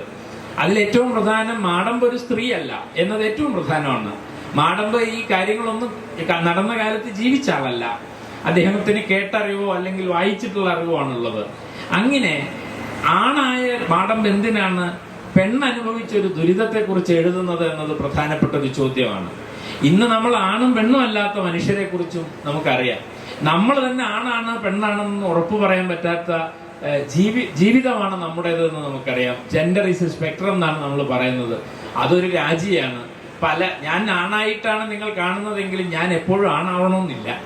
അതുകൊണ്ട് ആണത്തം പെണ്ണാന്നൊക്കെ പറഞ്ഞ് നമ്മൾ ഉണ്ടാക്കിയ വിഭജനങ്ങളൊക്കെ അസംബന്ധമാണെന്നൊക്കെ നമ്മളിപ്പോൾ പറയുന്നു. അങ്ങനെ വരുമ്പോൾ നിങ്ങൾ ഉറച്ചു നിൽക്കുന്ന സ്ഥാനത്ത് നിന്ന് ട്രാൻസെൻഡ് ചെയ്യുക, അതിവർത്തിക്കുക. നിങ്ങൾ ഈ പറഞ്ഞ പോലെ മലയാളിയായാണ് ജനിച്ചതെങ്കിലും നിങ്ങൾക്ക് ബംഗാളിയെ അറിയാൻ കഴിയുക. അതുപോലെ നിങ്ങൾ പുരുഷനായാണ് ജനിച്ചതെങ്കിലും ഒരു സ്ത്രീയെ നിങ്ങൾക്ക് ഉൾക്കൊള്ളാൻ സാധിക്കുക. അതുപോലെ നിങ്ങൾ ഈ പറഞ്ഞ കാറ്റഗറികളായിട്ടാണ് ജനിച്ചതും വളർന്നതുമെങ്കിലും അതല്ലാത്ത ഒരു കാറ്റഗറിയിലെ മനുഷ്യനെ കാണുമ്പോൾ ഉൾക്കൊള്ളാൻ കഴിയുക, അന്യരിലേക്ക് അപരത്തിലേക്ക് എത്താൻ കഴിയുക. അത് തന്നെയാണ് ആത്മീയത എങ്കിൽ സാഹിത്യം ചെയ്യുന്നത് അത് തന്നെയാണല്ലോ. അതുകൊണ്ടാണല്ലോ മാടമ്പ് ഈ സ്ത്രീയെ കുറിച്ച് എഴുതുന്നത്. അപ്പൊ അങ്ങനെ വരുമ്പോ അപരത്തിലേക്ക് എത്താനുള്ള വഴിയുടെ പേരാണ് കലയും സാഹിത്യവും. അതാണ് അപരത്തെ ഉൾക്കൊള്ളാനും അപരത്തിലേക്ക് എത്താനും ട്രാൻസെൻഡ് ചെയ്യാനുള്ള വഴിയാണ്. ആ ട്രാൻസെൻഡൻസ് ആണ് ആത്മീയത എങ്കിൽ സാഹിത്യവും കലയും ആത്മീയത തന്നെയാണെന്ന് പറയേണ്ടി വരും. അപ്പൊ ഈ ആധുനിക സാഹിത്യത്തിന്റെയും കലയുടെയും ഒക്കെ പശ്ചാത്തലത്തിൽ ഒരുപക്ഷെ സിനിമയെക്കുറിച്ചും സാഹിത്യത്തെക്കുറിച്ചും ഒക്കെ വളരെ ആഴത്തിൽ പഠിക്കുകയും അത്തരം പ്രവർത്തനങ്ങളിൽ, സർഗാത്മകമായ പ്രവർത്തനങ്ങളിൽ നേരിട്ട് ഇടപെടുകയൊക്കെ ചെയ്യുന്ന ആളാണ് ഡോക്ടർ അജു. അപ്പൊ അദ്ദേഹം ഈ ആധുനിക കലയുടെയും സാഹിത്യത്തിന്റെയും പശ്ചാത്തലത്തിൽ ഈ വിഷയം ഒന്നും കൂടി വിപുലീകരിക്കുമെന്ന് ഞാൻ വിചാരിക്കുന്നു. അതിലേക്ക് കടക്കുന്നതിന് മുമ്പ് അനിൽ മാഷ് നവോത്ഥാന മൂവ്മെന്റുമായി ചേർത്ത് വെച്ച് പറഞ്ഞ കാര്യത്തെ ചില കാര്യങ്ങൾ കൊണ്ടൊന്ന് പൂരിപ്പിക്കാമെന്ന് വിചാരിക്കുകയാണ്. സാധാരണ ആധുനികമായ ഈ ആത്മീയത വിചാരങ്ങളൊക്കെ തന്നെ ഐഡിയ ആണെന്ന് പറയാം, ആശയങ്ങളുടെ ലോകമാണ്. പക്ഷെ എപ്പോഴും അങ്ങനെ ആയിരിക്കണമെന്ന് യാതൊരു നിർബന്ധവുമില്ല. എംബോഡീഡ് ആയിട്ടും ആത്മീയത കടന്നു വരും. എനിക്ക് തോന്നുന്നു സഹോദരൻ അയ്യപ്പനെ ഉദ്ധരിച്ചുകൊണ്ട് ഇക്കാര്യം മനസ്സിലാക്കാൻ കഴിയും. തൊട്ടുകൂടായ്മയായിരുന്നു ഒരു പക്ഷേ ഹൈന്ദവ ബ്രാഹ്മണിക്കൽ ആത്മീയ പാരമ്പര്യമെങ്കിൽ അത് മനുഷ്യവിരുദ്ധമാണെന്ന് തിരിച്ചറിഞ്ഞുകൊണ്ട് തൊടുന്നതാണ് ആത്മീയത, ബോഡി കൊണ്ട് തന്നെ തൊടുന്നതാണ് ആത്മീയത, അത് തെളിയിച്ച ആളാണ് സഹോദരൻ അയ്യപ്പൻ. ഇത് വളരെ പ്രധാനപ്പെട്ട ഒരു ആശയമാണ്. കാരണം നവോത്ഥാനത്തിനകത്തെ പ്രശ്നങ്ങളെക്കുറിച്ച് സുനന്ദ മാഷ് പറഞ്ഞു. ആ പ്രശ്നങ്ങൾ അവിടെ ഇരിക്കെ തന്നെ നവോത്ഥാനം എന്നുള്ള പ്രോജക്റ്റിന്റെ ഫലങ്ങളെ നമ്മൾ അവമതിച്ചുകൂടാ. കാരണം അതിന്റെ തുടർച്ചയിലാണ് ഇങ്ങനെ ഒരു കൂടിയിരിപ്പ് ഇവിടെ സാധ്യമാകുന്നത്. വടക്കുന്ന് വന്നവനും തെക്കുന്ന് വന്നവനും കറുത്തവനും വെളുത്തവനും ദളിതനും എല്ലാം കൂടിയിരിക്കാൻ സാധ്യമായ ഒരു പൊതു ഇടം ഉണ്ടാക്കിയെടുത്തതിൽ എന്ത് തരക്കേടുണ്ടെങ്കിലും നവോത്ഥാന മൂവ്മെന്റ് വഹിച്ച പങ്ക് ഒട്ടും ചെറുതല്ല. നമുക്കവയെ വിമർശിക്കാം, ആ പ്രോജക്റ്റിനകത്തുള്ള പ്രശ്നങ്ങളെ വീണ്ടും നമുക്ക് പരിഹരിക്കാൻ ശ്രമിക്കാം, ജ്ഞാനപരമായി വിച്ഛേദിക്കാം, ഒക്കെ ചെയ്യാം. പക്ഷെ അപ്പോൾ തന്നെ അത് ഉണ്ടാക്കിയ ഒരു വലിയ പാരഡൈം ഷിഫ്റ്റ് എന്നതിനെ കുറച്ച് കളയുക വയ്യ. ഞാൻ സൂചിപ്പിച്ചു വന്നത് ശരീരസ്ഥമായ ആത്മീയത എന്നൊരു കാര്യമാണ്. ഐഡിയയിൽ മാത്രം നിൽക്കുന്ന കാര്യമല്ല, ആശയപ്രപഞ്ചം മാത്രമല്ല, ബോഡി എങ്ങനെയാണ് ആത്മീയമായി തീരുന്നത്. മിശ്രഭോജനം അതിൻ്റെ ഏറ്റവും വലിയ പ്രോജക്റ്റ് ആണ്. തൊടാൻ കഴിയുന്ന, ഇപ്പോ കല്ലെടുത്ത് പ്രതിഷ്ഠിക്കുന്നു ഗുരു, കാണാൻ കഴിയുന്ന ടാഞ്ചിബിൾ ആയിട്ടുള്ള ആത്മീയതയാണ്. അതിനകത്തെന്തിരിക്കുന്നു എന്നല്ല, അതിനകത്തുനിന്ന് ശൈവാത്ഭുതങ്ങൾ നടക്കുന്നുവെന്നോ ശൈവ സ്പിരിറ്റ് ഇരിക്കുന്നു അല്ല. കാണാൻ കഴിയുന്ന, തൊടാൻ കഴിയുന്ന, ഈഴവശവൻ എന്ന് പറയാൻ കഴിയുന്ന, ഭാഷ കൊണ്ട് നിർവചിക്കാൻ കഴിയുന്ന ഒരു ആത്മീയ പരിസരമുണ്ട്. മാഷ അതിലേക്ക് വന്നിരുന്നു. ആത്മീയതയും ഭാഷയും തമ്മിലുള്ള ബന്ധം, കൃത്യമായി പറഞ്ഞാൽ മാതൃഭാഷയും തമ്മിലുള്ള ബന്ധം എന്നെടുത്ത് പറയണം. മത്തിത്തങ്ങൾ ഇക്കാര്യം പറയുന്നുണ്ട്. എനിക്ക് പ്രാർത്ഥിക്കാൻ എൻ്റെ മാതൃഭാഷയാണ് നല്ലത്. കേരളത്തിൽ നിന്ന് ഞാൻ അള്ളാഹുവിനെ പ്രാർത്ഥിക്കുമ്പോൾ അറബിയല്ല മലയാളമാണ് നല്ലത്. ഇത് തന്നെ സുറിയാനിയും ലാറ്റിനും അല്ല നല്ലത്, മലയാളത്തിൽ പ്രാർത്ഥിക്കുമ്പോഴാണ് ഈശ്വരൻ കേൾക്കുക എന്ന് ജോർജ് മാത്തൻ പറയുന്നുണ്ട് ബാലാഭ്യസനം എന്ന് പറയുന്ന കൃതിയിൽ. അങ്ങനെയുമുണ്ട്. ആത്മീയതയ്ക്ക് ഒരു ഭാഷാ ആഭിമുഖ്യം കൂടിയുണ്ട്, ഒരു ലിംഗ്വിസ്റ്റിക് ടേൺ കൂടിയുണ്ട്. അങ്ങനെയും നമുക്ക് ചർച്ച ചെയ്ത് പോകാവുന്നതാണ്. വേറൊരു വഴിയാണ്. ഞാൻ തിരിച്ചു വരട്ടെ. ഈ ഇന്റർ ഡൈനിങ് എന്ന് പറയുന്ന ആശയത്തിലേക്ക് നോക്കൂ. എന്താണ് അവിടെ സംഭവിക്കുന്നത്? തൊട്ടുകൂടാതിരിക്കുന്ന അവസ്ഥയിൽ വിജ്ഞാനവർദ്ധിനി എന്ന് പറയുന്ന ലൈബ്രറിയിലെ അംഗങ്ങളായ ചിലർ ചേർന്ന് അയ്യപ്പൻ നേതൃത്വം കൊടുത്ത് അപ്പുറത്തുള്ള പുലയച്ചാളയിൽ നിന്ന് അയ്യരെന്നും കണ്ണനെന്നും പേരുള്ള 2 പുലയ വ്യക്തികളെ വിളിച്ചുകൊണ്ടുവന്ന് ഒന്നിച്ചൊരു കുളത്തിൽ തൊട്ടുരുമ്മി കുളിച്ച് പരസ്പരം തോർത്ത് തിരുമ്മി ഒന്നിച്ച് കുറിതൊട്ട് തുണ്ടിടപ്പറമ്പിൽ എന്ന് പറയുന്ന സ്ഥലത്ത് താൽക്കാലികമായി കെട്ടിയ ചായ്പിൽ ഒന്നിച്ച് മുട്ടിയിരുന്ന് ഭക്ഷണം കഴിച്ച ഒരു ആത്മീയതയുണ്ട്. അന്ന് വിളമ്പിയ ആ ചക്കക്കുരു കറിയാണ് കേരളത്തിന്റെ കറി എന്ന് വിശ്വസിക്കുന്ന ആളാണ് ഞാൻ. അന്ന് വിളമ്പിയ സദ്യയാണ് കേരളീയ സദ്യ എന്ന് വിശ്വസിക്കാനാണ് എനിക്ക് താല്പര്യം. അമ്പലപ്പുഴ സദ്യയേക്കാൾ വിശിഷ്ടമാണ് ഈ കേരളീയ സദ്യ എന്ന് ഞാൻ വിചാരിക്കുന്നു. അതുണ്ടാക്കുന്ന ഒരു ആത്മീയതയുണ്ട്, ബോഡീഡ് ആയിട്ടുള്ള ഒരു ആത്മീയതയുണ്ട്. ഇത് വളരെ സുപ്രധാനമാണെന്ന് ഞാൻ കരുതുന്നു. സഹോദരൻ അയ്യപ്പൻ, അദ്ദേഹം സ്വയം വിശേഷിപ്പിച്ച സഹോദരനാണ്. അദ്ദേഹം നടത്തിയ പത്രത്തിന്റെ പേരാണ്. അതൊരു ആത്മീയതാ ബോധത്തിൽ നിന്നുണ്ടായി വന്ന ഒരു രൂപകം, ഒരു മെറ്റഫർ ആണ്. കാരണം ചാതുർവർണ്ണയ വ്യവസ്ഥ ഉണ്ടാക്കിയ ഒരുതരം ജ്ഞാനാത്മീയതയുണ്ട്, വർണ്ണത്തിന്റെ ഒരു ജ്ഞാനവ്യവസ്ഥയുണ്ട്. അത് മനുഷ്യരെ ഭിന്നിപ്പിക്കുന്നതാണ്. അതുകൊണ്ടാണ് അദ്ദേഹം സഹോദരൻ എന്നൊരു വാക്ക് ഉപയോഗിക്കുന്നത്, ബ്രദർഹുഡ് എന്നൊരു ആശയം ഉപയോഗിക്കുകയാണ്. സഹോദരി എന്നുള്ള വാക്കിന്റെ എറ്റിമോളജിലേക്ക് നമുക്ക് പോകാം. നമ്മൾ ആദ്യം എറ്റിമോളജിയിലാണല്ലോ തുടങ്ങിയത്. സഹ ഉദരത്തിൽ പിറന്നവർ എന്നാണ്. പക്ഷെ ബ്രാഹ്മണിക്കൽ ജ്ഞാനവ്യവസ്ഥ അങ്ങനെ സമ്മതിച്ചു തരില്ല. ബ്രഹ്മാവിന്റെ മുഖത്ത് നിന്ന് ചിലർ, കയ്യിൽ നിന്ന്, കാലിൽ നിന്ന്, പിന്നെ പിറക്കാത്തവർ, ഔട്ട്കാസ്റ്റ്. പക്ഷെ സാഹോദര്യം ഇതിനെ വെല്ലുവിളിക്കുകയാണ്. പുതിയൊരു ആത്മീയ സങ്കല്പം മുമ്പോട്ട്, ഒരു ബദൽ ആത്മീയതയാണ്, ബോഡി കൊണ്ടുള്ള ഒരു ബദൽ ആത്മീയതയാണ്. അല്ലെ, ഒരേ യോനി എന്ന് അദ്ദേഹം പ്രയോഗിക്കും, ഗുരു പ്രയോഗിക്കും. പശുവിന് പശുത്വം എന്നതുപോലെ മനുഷ്യന് മനുഷ്യത്വം, ജാതി. അതിനെക്കുറിച്ച് നേരത്തെ മാഷോട് പറയുന്നുണ്ടായിരുന്നു. സത്യത്തിൽ അതൊരു ഐഡിയോളജിയാണ് സാഹോദര്യം എന്നത്. സ്നേഹം എന്നൊക്കെ പറയുന്നത് സത്യത്തിൽ വളരെ ലിബറൽ ആയിട്ടുള്ള ഒരു കൗതുകം മാത്രമാണ്. സാഹോദര്യം ടാഞ്ചിബിൾ ആയിട്ടുള്ള, തൊടാൻ കഴിയുന്ന, കുറച്ചുകൂടി ആത്മവത്തയുള്ള ഒരു സംഗതിയായിട്ട് എനിക്ക് തോന്നിയിട്ടുണ്ട്. അതുകൊണ്ടാണ് സാഹോദര്യം എന്നുള്ള പേര് വരുന്നത്. നേരത്തെ അനുകമ്പ എന്നുള്ള വാക്ക്, കൃപ എന്ന് പറയുന്ന വാക്ക്, ദയ എന്നൊക്കെയുള്ള വാക്ക് ഏറ്റവും കൂടുതൽ വിനിമയം ചെയ്യപ്പെട്ട കാലരാശി കൂടിയാണ് നവോത്ഥാനം എന്നത്. അനുകമ്പ ദശകം മാത്രമല്ലല്ലോ. ഇപ്പോ ദാഹിക്കുന്നു ഭഗിനി കൃപാരസം എന്നാണ് ആശാൻ എഴുതുന്നത്. ആശാനെ മറന്നുകൂടാ ഇതിന്റെ കൂടെ പറയുമ്പോൾ. ഭഗിനി എന്നുള്ള വാക്ക് സഹോദരി എന്ന അർത്ഥം. ചണ്ടാല ഭിക്ഷുവിൽ ആവർത്തിച്ച് വരുന്ന ചില വാക്കുകളുണ്ട്. ഒന്ന് സഹോദരി, ഭഗിനി, സോദരി. ഇവിടുന്ന് വരുന്ന വാക്കാണത്. ആത്മീയതയുടെ അബോധം ആണത്. പൊളിറ്റിക്കൽ അൺകോൺഷ്യസ് എന്ന് വേണമെങ്കിൽ പറയാം. ഇതൊക്കെ ഓർത്തുകൊണ്ട് ആശാൻ എഴുതിയെന്നല്ല. ആശാൻ എഴുതുമ്പോൾ ഈ ഒരു ആത്മീയ പ്രത്യയശാസ്ത്രം അബോധമായി പ്രക്ഷേപിക്കപ്പെടുകയാണ് വാക്കുകളായി. വളരെ പ്രധാനപ്പെട്ട കാര്യമാണ്. ഒരു പക്ഷേ അങ്ങനെ പറഞ്ഞു പോയാൽ നമുക്ക് പൊയ്കയിലപ്പച്ചനെ കുറിച്ച് പറയേണ്ടതായി വരും. പൊയ്കയിലപ്പച്ചന്റെ പാട്ടുകൾ, പൊയ്കയിലപ്പച്ചന്റെ എന്തുകൊണ്ട് പാട്ട് എന്നുള്ള ചോദ്യം നമ്മൾ നേരത്തെ പറഞ്ഞ പാട്ടുമായി ബന്ധിപ്പിക്കേണ്ടതാണ്. അതിന് മറ്റൊരു തുടർച്ച ശുഭാനന്ദ ഗുരുവിൽ നമുക്ക് കാണാം. പാട്ടാണ്. ആനന്ദം പരമാനന്ദം എന്നൊക്കെയുള്ള പാട്ടിൽ പ്രവർത്തിക്കുന്ന ഒരുതരം ആത്മീയതയുണ്ട്. വാഗ്പടാനന്ദിൽ കാണുന്ന ആത്മീയതയുണ്ട്. ബ്രഹ്മാനന്ദ ശിവയോഗിൽ കാണുന്ന ആത്മീയതയുണ്ട്. മത്തിത്തങ്ങളിലും അതേപോലെ തന്നെ ഹുസ്നുൽ ജമാൽ എഴുതിയ കർത്താവിലും ഒക്കെ കാണുന്ന, കപ്പൽപ്പാട്ടിൽ കാണുന്ന ആത്മീയതയുണ്ട്. കപ്പലായി ബോഡിയെ കാണുന്നു, അതും ബോഡിയിലാണ്. കപ്പൽപ്പാട്ട് എന്ന് പറയുന്നത് കപ്പൽപ്പാട്ടാണ്. ശരീരത്തെ കപ്പൽ എന്ന നിലയിൽ ഉപമിച്ചുകൊണ്ട് നടത്തുന്ന ഒരുതരം ആത്മീയ വിചാരം ആണത്. മറ്റൊന്നാണ് കഥന പാരമ്പര്യം. കേട്ടോ, സമയക്കുറവുകൊണ്ട് പെട്ടെന്ന് സ്കിപ്പ് ചെയ്യാണ്. നമ്മളത് കാവ്യ പാരമ്പര്യം എന്ന് പറഞ്ഞതുപോലെ കഥന പാരമ്പര്യം വളരെ പ്രധാനപ്പെട്ടതാണ്. ഇപ്പൊ ജാതകഥ ഉണ്ടായത് ഇവിടെ അല്ല, പക്ഷെ പ്രചാരം ലഭിച്ചിരുന്നു. സെൻ കഥകൾക്ക്, ബുദ്ധിസ്റ്റ് സെൻ കഥകൾക്ക്, സാരോപദേശ കഥകൾക്ക് അകത്തൊക്കെ തുടർന്നു വരുന്ന ഒരുതരം ആത്മീയ ധാരകളുണ്ട്. അതിന്റെയൊക്കെ തുടർച്ചയിൽ വേണം നമ്മൾ നമ്മുടെ ചെറുകഥയിലെ ആത്മീയ എഴുത്തിനെ സംബന്ധിച്ചും നോവലിലെ ആത്മീയ എഴുത്തിനെ സംബന്ധിച്ചും പറയാൻ. അവിടെ മാടമ്പിനെ പ്ലേസ് ചെയ്തുകൊണ്ട് അൽമാഷ് പറയുകയുണ്ടായി. അതോടൊപ്പം പ്ലേസ് ചെയ്യേണ്ട മറ്റൊരാളാണ് ബഷീർ. പ്രധാനപ്പെട്ട ഒരു ആത്മവിചാരകനാണ് എഴുത്തിലെ ബഷീർ എന്നത്. എത്രയോ കഥകൾ. ഭൂമിയുടെ അവകാശികൾ എന്നുള്ള ഒറ്റക്കഥ വലിയൊരു മുദ്രാവാക്യം പോലെ മുമ്പോട്ട് വെക്കാവുന്നതാണ്. അത് മുമ്പോട്ട് വെക്കുന്ന ആത്മീയതയുണ്ട്, ഒരു പ്രാപഞ്ചിക ആത്മീയതയുണ്ട്. ഒരുപക്ഷെ ആധുനികതയ്ക്ക് വിരുദ്ധമായ ഒരു ലോകബോധം, നമ്മൾ ഇന്ന് പുതിയ കാലത്ത് പറയുന്ന ഹരിതാപബോധം എന്നൊക്കെ വിളിക്കപ്പെടാവുന്ന, എക്കോ പൊളിറ്റിക്കൽ എന്ന് വിളിക്കപ്പെടാവുന്ന അവസ്ഥാന്തരങ്ങളുള്ള ഒരു വലിയ കഥ. അനൽ ഹക്ക് എന്നൊരു കഥ അദ്ദേഹം എഴുതിയിട്ടുണ്ട്. അഹം ബ്രഹ്മാസ്മി എന്ന് പറഞ്ഞു പോകുന്ന കഥാപാത്രം കുറച്ച് കഴിയുമ്പോൾ പുള്ളി അനൽ ഹക്ക് എന്നാ പറയുക. സൂഫി പാരമ്പര്യവുമായി ബന്ധപ്പെട്ട് നമ്മൾ വിട്ടുപോയ ഒരു പാരമ്പര്യമാണ് സൂഫി പാരമ്പര്യം എന്നുള്ളത്. നമ്മൾ ഇപ്പുറത്ത് ഹൈന്ദവം പറയുമ്പോൾ അപ്പുറത്തതുണ്ട് എന്നുള്ള ഓർമ്മിക്കണം. അപ്പുറത്തതുണ്ട്. ഹർമോസ് പാതിരിയുടെ പാരമ്പര്യം വരുന്നു. ഇങ്ങനെ പല ദിക്കിൽ നിന്ന് വന്നിട്ടുള്ള ഒരു ആത്മീയതയുടെ ഒരു ബഹള സന്തോഷം ഉണ്ട് കേരളത്തിൽ എന്നാണ് എനിക്ക് തോന്നിയിട്ടുള്ളത്. മറ്റൊരാൾ വിജയനാണെന്ന് തോന്നുന്നു.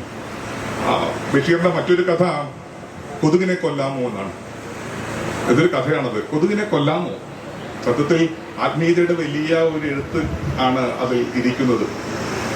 ഖസാക്കിന്റെ ഇതിഹാസം നമുക്ക് പ്രത്യക്ഷത്തിൽ അങ്ങനെ ഒരു ആത്മവിചാരത്തിന്റെ എഴുത്തനുഭവമാണോ വെച്ചല്ല. ഉടനെ അവൾ ഗുരുസാഗരം പറയും. പക്ഷെ ഖസാക്കും അത് തന്നെ. ഇപ്പൊ ഖസാക്കിൽ ഏകാധ്യാപക വിദ്യാലയം നടത്താൻ വേണ്ടി രവി ഖസാക്കിലേക്ക് ബസ് ഇറങ്ങുന്നു. കൂവൻകാവിൽ ബസ് ഇറങ്ങുന്നു. അദ്ദേഹം ശിവരാമൻ നായരുടെ കാറ്റുപുരയിൽ ഇത്തിരി പോകുന്ന സ്ഥലം കണ്ടെത്തി ഏകാധ്യാപക വിദ്യാലയം എന്ന് ബോർഡ് വെച്ചു. പക്ഷെ ഖസാക്കിൽ ഹിന്ദുക്കളും മുസ്ലിങ്ങളുമാണ് ഉള്ളത്. ഏറിയ കൂറും ഹിന്ദുക്കളിൽ തന്നെ ഏറിയ കൂറും തീയന്മാരാണ്. മുസ്ലിങ്ങൾ റാവത്തർമാരുടെ പിന്മുറക്കാരായ മുസ്ലിങ്ങൾ. സത്യത്തിലെ ഖസാക്ക് എന്നത് തസറാക്കാണെന്ന് നമുക്കറിയാം. പക്ഷെ അത് വീണ്ടും ആലോചിച്ചാൽ അത് കേരളം തന്നെയാണ്. കേരളത്തിന്റെ ഒരു വലിയ ഒരു രൂപക പരിച്ഛേദമാണ് ഖസാക്ക് എന്ന് തോന്നിയിട്ടുണ്ട്. അവിടേക്കാണ് ആധുനികതയുടെ ബസ് ഇറക്കുന്നത് രവി. അവിടെ രണ്ടു തരം വിദ്യാഭ്യാസ സമ്പ്രദായങ്ങളാണ് ഉണ്ടായിരുന്നത്. ഒന്ന്, ഹിന്ദു കുട്ടികൾ പഠിക്കാൻ പോകുന്നത് എഴുത്തുപള്ളിയിലാണ്. എഴുത്തുപള്ളിയിൽ പോയി അക്ഷരം എഴുതി പഠിക്കുക. മുസ്ലിം കുട്ടികൾ അള്ളാപ്പിച്ച മൊല്ലാക്ക നടത്തുന്ന ഓത്തുപള്ളിയിൽ പോകും. ഈ രവി അവിടെ വന്നിട്ട് സ്കൂൾ തുടങ്ങിയിട്ട് പുതിയ കാര്യങ്ങൾ പഠിപ്പിക്കാം, കണക്ക് പഠിപ്പിക്കാം, മാത്തമാറ്റിക്സ് പഠിപ്പിക്കാം, ഫിസിക്സ് പഠിപ്പിക്കാം എന്നൊക്കെ ആൾക്കാരെ പറഞ്ഞ് ബോധ്യപ്പെടുത്തിയപ്പോൾ ഓരോ ദിവസം ഓരോ കുട്ടികൾ വന്നു തുടങ്ങി രവിമാഷിന്റെ സ്കൂളിലേക്ക്. രവിമാഷിന്റെ സ്കൂളിൽ കുട്ടികൾ വന്നു വെച്ച അർത്ഥം അപ്പുറത്ത് അള്ളാപ്പിച്ച മൊല്ലാക്കയുടെ സ്കൂളിൽ നിന്ന് കുട്ടികൾ കുറഞ്ഞു എന്നാണ്. ഓത്തുപള്ളിയിൽ ആരും ചെല്ലുന്നില്ല. ഒരു ദിവസം ഓത്തുപള്ളി തുറന്ന് നോക്കിയപ്പോൾ അള്ളാപ്പിച്ച മൊല്ലാക്ക കാണുന്നത് 4-5 കുട്ടികൾ മാത്രം. അപ്പൊ കുഞ്ഞാമനെ എവിടെയും ചോദിക്കുന്നു, സുഹറ എവിടെയും ചോദിക്കുന്നു, മജീദ് എവിടെയും ചോദിക്കുന്നു. അപ്പൊ അവരെല്ലാം, അവശേഷിച്ച കുട്ടികൾ പറയും, അവരെല്ലാം രവിമാഷിന്റെ സ്കൂളിലേക്ക് പോയി മൊല്ലാക്കാണ്. ഇതൊരു ത്രെട്ടായിട്ട് അനുഭവിക്കുന്ന, ഒരു ഭീഷണിയായി തോന്നുന്ന മൊല്ലാക്ക പറയും, നിങ്ങളെല്ലാവരും എഴുന്നേറ്റ് നിൽക്കും. അപ്പൊ അവശേഷിച്ച കുട്ടികൾ എഴുന്നേറ്റ് നിൽക്കുന്നു. അവരെ കൊണ്ടൊരു ആണ ഇടിയിക്കുന്നു, ഒരു പ്രതിജ്ഞ ഇടിയിക്കുന്നു മൊല്ലാക്ക. പ്രതിജ്ഞ ഇതാണ്: ഷെയ്ഖ് തങ്ങളാണ്, ബദരീങ്ങളാണ്, ഞങ്ങളാരും ഇനി ആ കാഫിറിന്റെ സ്കൂളിലേക്ക് പോവില്ല. ഇത് സത്യം, സത്യം, സത്യം. കുട്ടികൾ ഏറ്റുചൊല്ലി, ഷെയ്ഖ് തങ്ങളാണ്, ബദരീങ്ങളാണ്, ഞങ്ങളാരും രവിമാഷിന്റെ സ്കൂളിലേക്ക് പോവില്ല. സത്യം, സത്യം, സത്യം. നമ്മൾ ധരിക്കുന്നത് അള്ളാപ്പിച്ച മൊല്ലാക്കയ്ക്ക് സമാധാനം വന്നു എന്നാണ്. വന്നില്ല. അതിന്റെ പേര് ആത്മീയത. അദ്ദേഹം പറഞ്ഞു, ഒരു ആണ കൂടി നിങ്ങൾ ഇടണം. ആണ അദ്ദേഹം ചൊല്ലിക്കൊടുക്കുകയാണ്. പുളിങ്കൊമ്പത്ത് പോതിയാണ്, ഞങ്ങളാരും രവിമാഷിന്റെ സ്കൂളിലേക്ക് പോവില്ല. ഇത് സത്യം, സത്യം, സത്യം. പുളിങ്കൊമ്പത്ത് പോതിയെ പിടിച്ച് ആന ഇടിയിച്ചപ്പോഴാണ് മൊല്ലാക്കയ്ക്ക് സമാധാനം വന്നത്. ഇതിന്റെ പേരാണ് കേരളീയ ആത്മീയത. ഇങ്ങനെയാണ് ആത്മീയത പ്രവർത്തിക്കുന്നത്. ദൈവം പ്രവർത്തിച്ച രീതിയാണിത്. ഒരു ദൈവാനുഭവത്തിന്റെ കഥ ഖസാൻ സാക്കീസ് പറയുമല്ലോ, സെയിന്റ് ഫ്രാൻസിസ് ഓഫ് അസീസിൽ പറയുന്ന മറ്റുള്ള ദൈവാനുഭവത്തിന്റെ ഒരു ലോകബോധമുണ്ടല്ലോ. ഈ മറ്റിലുള്ള എഴുത്തുരാശികൾ ഒരു പക്ഷേ വിജയനിൽ കണ്ടെത്താം. സ്വാഭാവികമായിട്ടും നമുക്ക് ഗുരുസാഗരത്തിൽ കണ്ടെത്താം, സാറാ ജോസഫിൽ കണ്ടെത്താം, പാലാഹയുടെ പെൺമക്കൾ മുമ്പോട്ട് വെക്കുന്ന. ഇത് പറയുമ്പോൾ തന്നെ നമ്മൾ പറഞ്ഞു പോയതൊക്കെ തന്നെ ആണുങ്ങളുടെ ഒരു സംഗതിയുണ്ടല്ലോ, മുമ്പോട്ട് വെച്ച കാര്യങ്ങളാണ്. ഇവിടെയാണ് സ്ത്രൈണാത്മീയത എന്നൊരു ആശയം കൂടി വരുന്നത്. ഇവിടെ പറയുമ്പോഴായിരിക്കും പൂർണ്ണമാവുക. സ്ത്രൈണാത്മീയത. മേരി ബെനീഞ്ച, മേരി ജോൺ തോട്ടം, ഇവരൊക്കെ മുമ്പോട്ട് വെച്ച, സാറാ ജോസഫ് ടീച്ചർ വരെ, ബാലാമണിയമ്മയുടെ കൃതികളിൽ വരുന്ന സ്ത്രൈണാത്മീയതയുടെ അംശങ്ങൾ എങ്ങനെയാണ്? ഒരു ഫെമിനൈൻ ആയിട്ടുള്ള സ്പിരിച്വൽ സംഗതി. ഇതിലൊരു ഫെമിനിസ്റ്റ് തിയോളജിയുടെ മുഖമൊക്കെ പിന്നീട് കൈവരുന്നുമുണ്ട്. ഫെമിനിസ്റ്റ് തിയോളജി എന്ന് വളരെ പ്രധാനപ്പെട്ട വിഷയമാണ്. അപ്പൊ ഫെമിനിസ്റ്റ് അങ്ങനെ മതത്തിന്റെ ഘടനയ്ക്കകത്ത് നിൽക്കാതെ തന്നെ സ്വകീയമായ വൈയക്തികമായ തരത്തിൽ പെൺമയും ആത്മീയതയും തമ്മിൽ ചേർന്നുള്ള ചർച്ചകൾ നടക്കുന്നു. അത്തരമുള്ള എഴുത്തുകൾ നടക്കുന്നു. അതൊക്കെ നമ്മുടെ സാഹിത്യ കൃതികളുടെ അടിയടരായി പ്രവർത്തിക്കുകയും ചെയ്യും. തിയേറ്റർ പാരമ്പര്യത്തിലും ഉണ്ട് കേട്ടോ. അതൊന്നും പറയാൻ സമയമില്ല. നമ്മുടെ കേരളീയമായ തിയേറ്റർ പാരമ്പര്യത്തിൽ എങ്ങനെയാണ് ആത്മീയത പ്രവർത്തിക്കുക? തെയ്യം എന്ന് പറയുന്ന തിയേറ്ററിനകത്ത് പ്രത്യക്ഷപ്പെടുന്നതാണ് ദൈവം. ദൈവം മറ്റേ സങ്കല്പത്തിൽ എവിടെയോ നിൽക്കുന്നതാണ്, മുകളിലേക്ക് നോക്കുകയാണ്. ഇതിപ്പോ തെയ്യം ഇറങ്ങി വരികയാണ്, തോളെ നിന്ന് കൈ പിടിക്കുന്നു, കുഞ്ഞിന്റെ വരട്ടിലോറി മാറിയോ എന്ന് അമ്മയോട് ചോദിക്കുന്നു. അമ്മ മറുപടി പറയുന്ന ടാഞ്ചിബിളായ സമീപസ്ഥമായ ദൈവാനുഭവം. ഇതാണ് കേരള തിയേറ്റർ. അതുകൊണ്ടാണ് ഈ രാഘവൻ മാഷ് തെയ്യേറ്റർ എന്ന് വിളിക്കുന്നത്. അതൊരു പാശ്ചാത്യ തിയേറ്റർ സങ്കല്പനം കൊണ്ട് മനസ്സിലാക്കാൻ കഴിയില്ല എന്നും ഒരു തെയ്യേറ്റർ അനുഭവം നമുക്കുണ്ട്. നമ്മുടെ വാസ്തുബോധങ്ങളിലുണ്ട് കേട്ടോ, ശില്പശാസ്ത്രത്തിലുണ്ട്. ഇപ്പൊ കേരളത്തിലെ ബുദ്ധപ്രതിമകൾ, എന്റെ ഇഷ്ടപ്പെട്ട വിഷയമാണ്, വീണ്ടും വീണ്ടും പറയുന്നുള്ളൂ. കേരളത്തിലെ ബുദ്ധപ്രതിമകളുടെ ലാവണ്യം, അതിന്റെ ഐക്കണോഗ്രഫി പരിശോധിച്ചാൽ മറ്റെവിടെയും കാണുന്ന മട്ടിലുള്ള ഐക്കണോഗ്രഫിക് സ്ട്രക്ചർ അല്ല കേരളത്തിൻ്റെത്. അതൊരു ശ്രീലങ്കൻ അനുരാധപുരം ശൈലിയുള്ള ഒരു ഈളചാരുതയുള്ള ഒരു ഈളാത്മീയത ഉണ്ട് വേണമെങ്കിൽ. ഇങ്ങനെ കലർന്നൊഴുകുന്നതാണ് നമ്മുടെ ആത്മീയ പരിസരങ്ങളൊക്കെ തന്നെ. ഈഴവ എപ്പിസ്റ്റമോളജി പരിശോധിക്കുമ്പോൾ, ഈഴവ ജ്ഞാനശാസ്ത്രം പരിശോധിക്കുമ്പോൾ ഈ പറയുന്ന ഈളത്തിന്റെ ഒരു കലർപ്പ് ഉണ്ട്. ആയിക്കോട്ടെ, പോർട്ടൂസ് മലബാറിക്കസ് തീർച്ചയായിട്ടും ഉണ്ട്.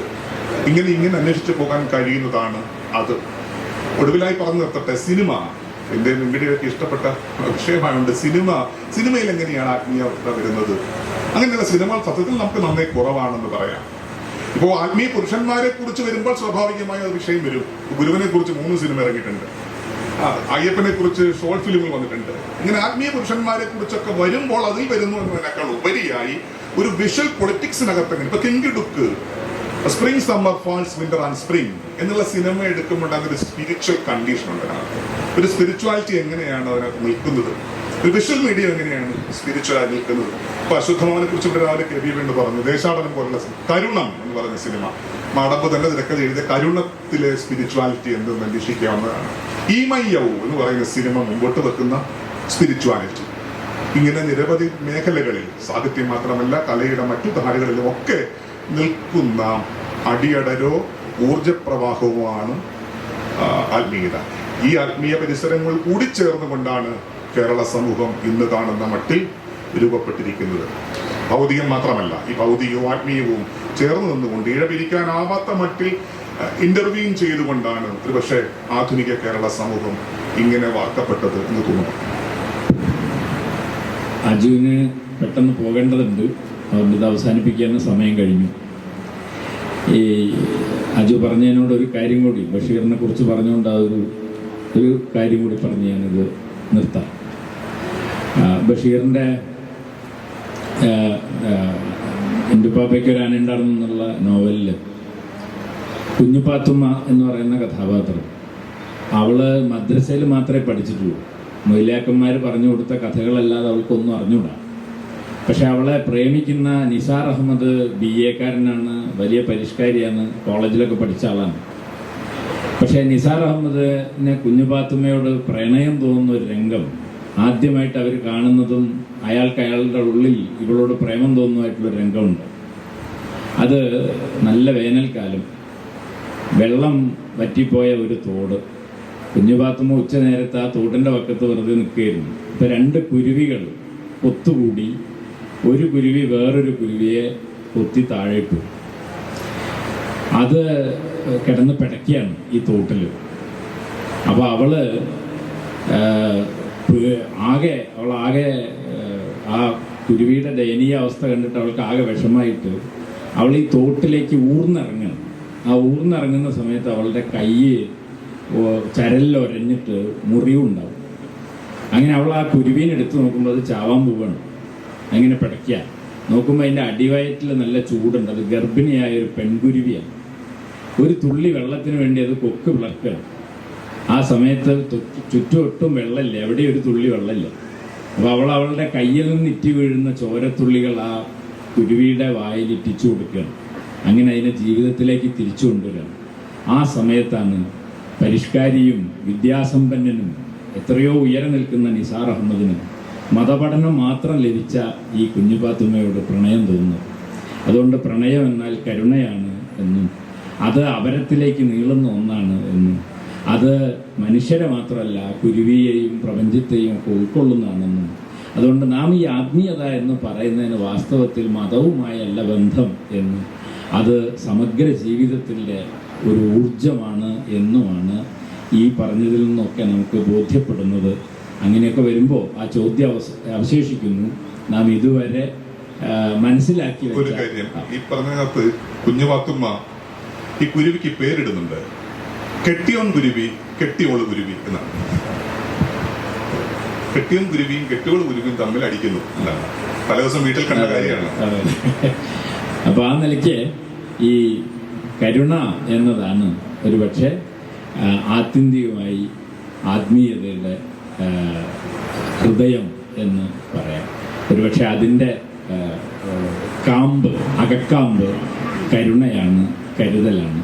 അതില്ലാത്തതൊന്നും ആത്മീയതയല്ല എന്നായിരിക്കാം ഒരുപക്ഷെ ഞങ്ങൾ ഇതുവരെ സംസാരിച്ചതിൻ്റെ ഒരു ഫലശ്രുതി എന്ന് മാത്രം സൂചിപ്പിച്ചുകൊണ്ട് ഇങ്ങനൊരു അവസരം തന്നതിന് നന്ദി രേഖപ്പെടുത്തിക്കൊണ്ട് മാടമ്പിൻ്റെ ദീപ്തമായ സ്മരണയ്ക്ക് മുന്നിൽ നമസ്കരിച്ചുകൊണ്ട് ഞാൻ എൻ്റെ വാക്കുകൾ അവസാനിപ്പിക്കുന്നു. നമസ്കാരം.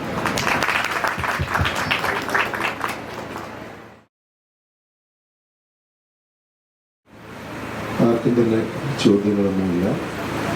വളരെ ഗംഭീരമായിട്ട് എഴുത്തും ആത്മീയതയെക്കുറിച്ച് സംസാരിച്ച അനിൽ മാഷിനും അജു സാറിനും നന്ദി.